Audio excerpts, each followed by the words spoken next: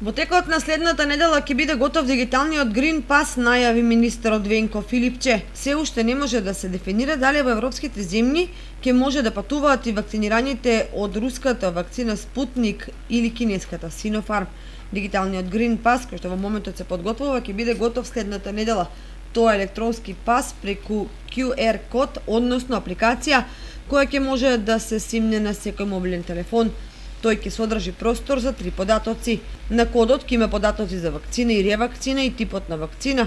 Вториот податок ќе биде PCR тестирање, кое секогаш ќе може да се надгради во секое следно тестирање во случај некој од земјите да бара PCR тест, и третиот е податок за соодветна количина на детектирани антитела како доказ за прележана болест. Исто така во случај ако некој од земјите како критериум за влез бара ваква информација. Тоа значи дека од наредната недела со тој код кој што ќе ги содржи сите овие 3 податоци, а преку матичните лекари ќе може да го симнат во својата апликација сите граѓани.